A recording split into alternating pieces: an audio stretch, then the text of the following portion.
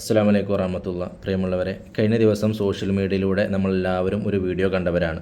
ഒരു മദ്രസ അധ്യാപകനെ ഭക്ഷണം കഴിച്ചുകൊണ്ടിരിക്കുന്ന സമയത്ത് രണ്ട് രക്ഷിതാക്കൾ വന്നുകൊണ്ട് അവരുടെ മകൻ്റെ മുമ്പിൽ വെച്ചുകൊണ്ട് തന്നെ ഉസ്താദിനെ അടിക്കുന്നൊരു വീഡിയോ. അതിൻ്റെ പശ്ചാത്തലം ആ ഉസ്താദ് തൻ്റെ മകനെ അടിച്ചു എന്നുള്ളതാണ്.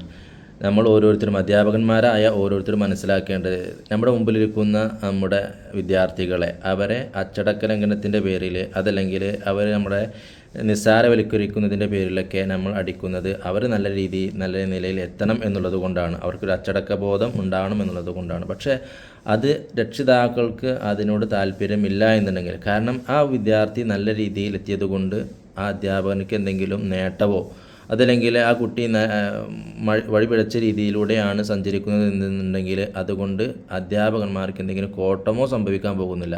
അതിൻ്റെ ഗുണവും ദോഷവും ഒക്കെ ലഭിക്കുന്നത് അതാത് രക്ഷിതാക്കൾക്കാണ്. അപ്പോൾ അവർക്കാണ് അതിനോട് താല്പര്യം ഉണ്ടാവേണ്ടത്. എൻ്റെ മകനെ അടിക്കണോ, ഏത് രീതിയിലാണ് അവർക്ക് ശിക്ഷണം കൊടുക്കേണ്ടത്, ശിക്ഷണം കൊടുക്കണോ വേണോ എന്നൊക്കെ തീരുമാനിക്കേണ്ടത് രക്ഷിതാക്കൾക്കാണ്. അപ്പോൾ അവർക്ക് അതിനോടൊന്നും താല്പര്യമില്ല എന്നുണ്ടെങ്കിൽ അധ്യാപകന്മാർ വെറുതെ വടിയെടുത്ത് അടിക്കേണ്ട അതല്ലെങ്കിൽ മറ്റുള്ള ശിക്ഷണങ്ങൾ കൊടുക്കേണ്ട യാതൊരു ആവശ്യമൊന്നുമില്ല ഇന്നത്തെ ഈ സാഹചര്യത്തിൽ എന്നാണ് അതിൻ്റെ കമൻറ്റ് ബോക്സ് തന്നെ നമുക്ക് മനസ്സിലാകാം. ഇപ്പോൾ ബഹുഭൂരിപക്ഷം രക്ഷിതാക്കൾക്കും കുട്ടികളെ അടിച്ചു പഠിപ്പിക്കാൻ താല്പര്യപ്പെടാത്ത ആളുകളാണ്.